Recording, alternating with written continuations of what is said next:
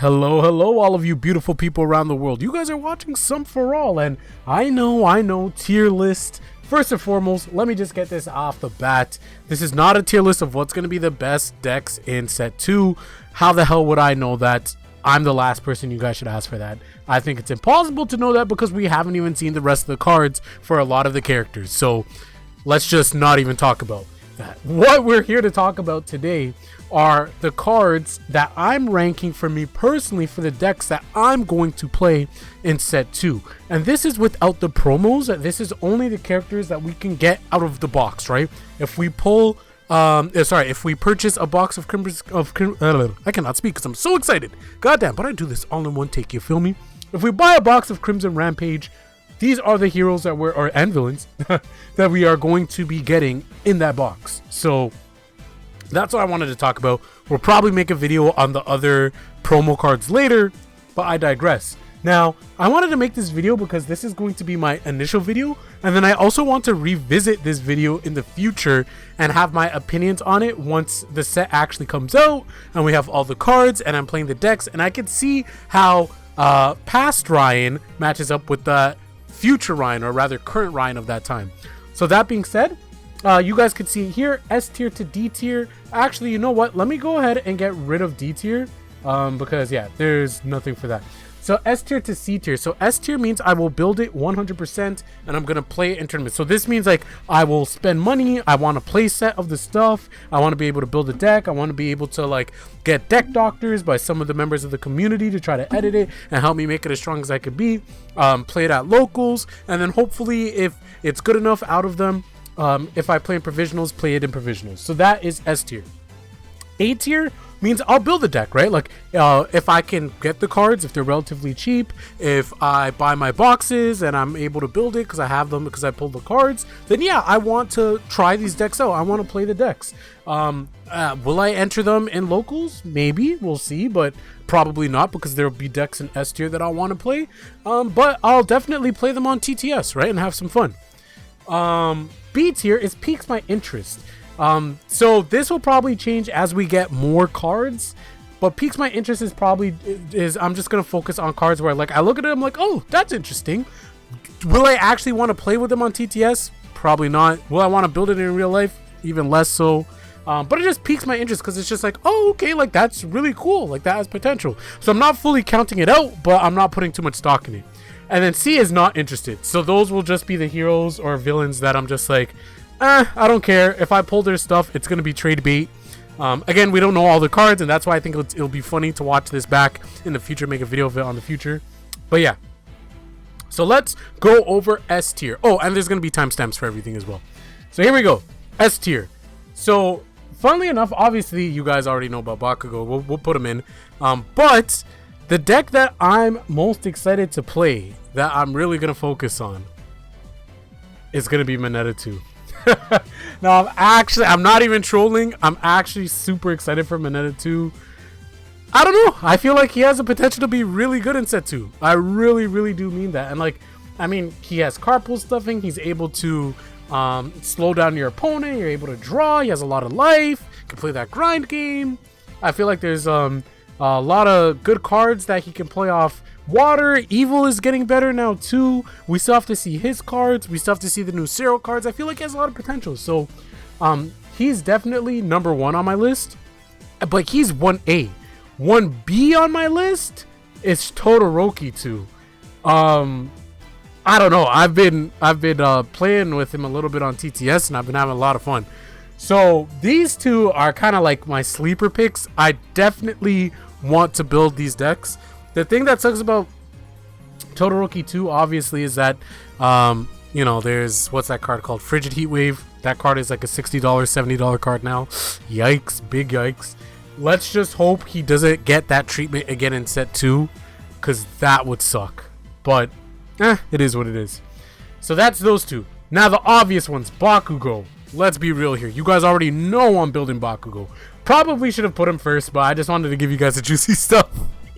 But But yeah, Bakugo's obviously going on the list. I'm definitely building him. I definitely need 4 copies of all of his stuff just for collector's purposes, kind of like how I have it right now. Granted, obviously, there was the rival deck, so that doesn't really count, but you guys know what I'm saying. I want a full playset of all Bakugo stuff. And Howitzer Impact Cyclone art is absolutely beautiful, absolutely amazing. I need that. Up next, Dabi. You guys know he's my favorite villain in the series. I gotta play Dabi. I gotta build Dabi. Again, I hope that maybe his attack doesn't get the short print, doesn't get the frigid heat wave syndrome, and you know, we kind of get cucked there, because that would really suck. I could see it happening because Dabi's such a popular character. I could definitely see his UR being expensive. He'll probably have XRs that are really expensive. Hopefully it's just not short print like frigid heat wave and it becomes like a $70 card. But because if it does, then it'll probably have to drop it down to A tier, but we don't know about any of that yet. So for now, he is in S tier. And that is all the S tier, guys. These are all the decks that I definitely want to play and will play 100%. So now let's go into the will build, and I am going to playtest. So first one is Shiozaki. I feel like she has some potential. I think that she could be interesting. We do have to see what the rest of her cards are going to be. I think some people are saying she's only going to get 1 more card. It'll be interesting to see if she does, but I don't know. I feel like she'll get a little bit more support, but I think she'll be an interesting deck to play, and I want to test her. We finally have some people from Class 1B, so why not, right? So that's her.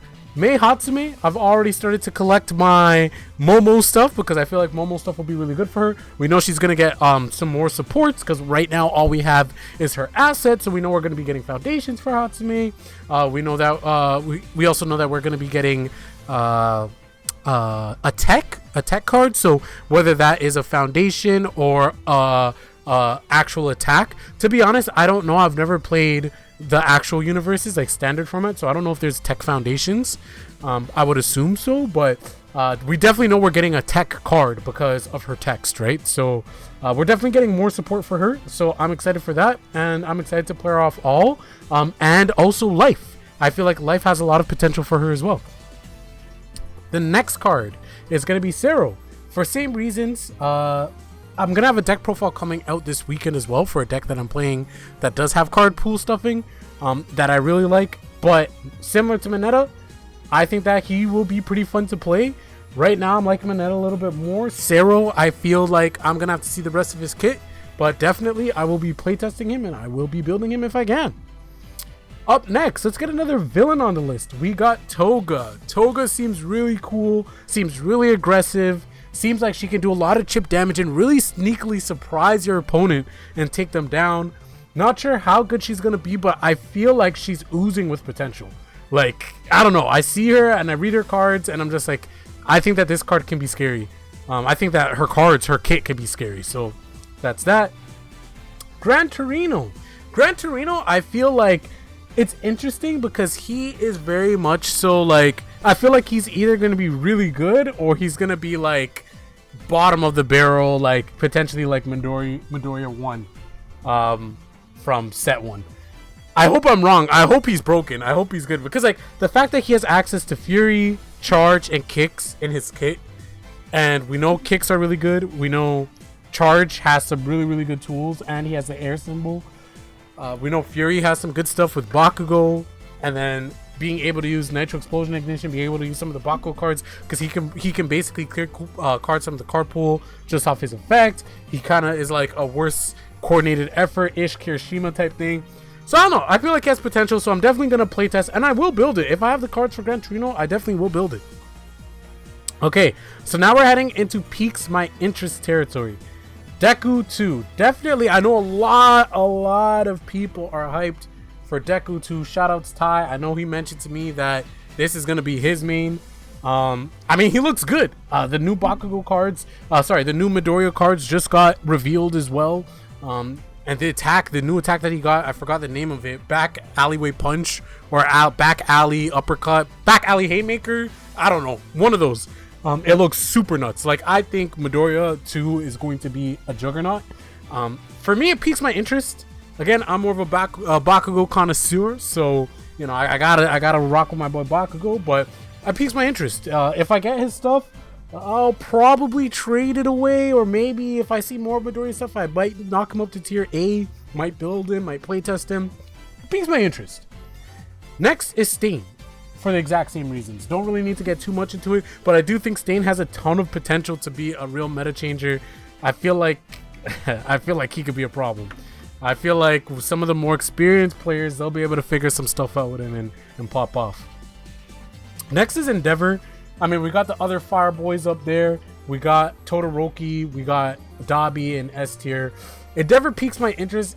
His attack is really weird.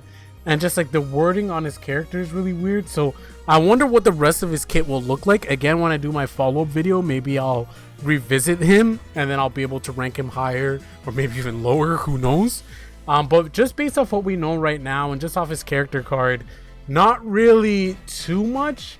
So it just piques my interest. Like, I'm interested to see where his kit goes. I'm interested to see what he does.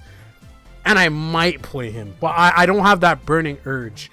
Like, the decks in S tier and A tier, like, I want to just play these cards. I can't wait to have them in my hand. Endeavor, it's like, yeah, it'd be nice, right? So that's B tier. Is there anybody else in B tier? I think that's it. So in C tier, it is literally everyone else. So Tetsu, Ida, Present Mike, Monoma, Shinso, Tokoyami, Ochako, and Ashida.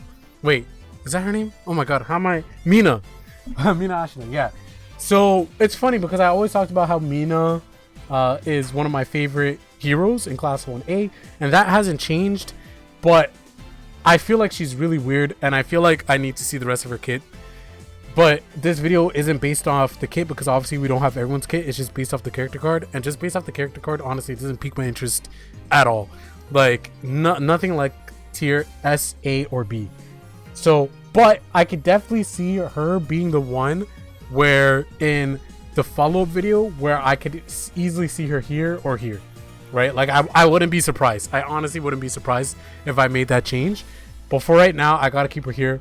Everybody else, Shinso, not a fan of. You guys already know that in one of my other videos. Monoma is whatever. Tetsu, like the rest of these, I'm just like, Ida 3 definitely looks like he has potential to be good as well. But not the biggest Ida fan. You guys already know that too. So this is my list. This is my list. I'm very, very curious to see what you guys are going to play. If you guys are content creators as well and you see this video, I would love for you guys to make your own. And I would love to watch it. Maybe even make a react video to it as well. But if you guys aren't and you guys just want to, or if you guys just want to communicate with me in the comment section, just within our community as well, you guys don't have to put a whole tier list, but if you just let me know the 3 heroes or the 3 villains in set 2 that you're most excited to play with, most excited to pull, most excited to have in your hands, let me know. With that being said, I will catch you guys later and stay tuned for a new deck profile this weekend. Peace.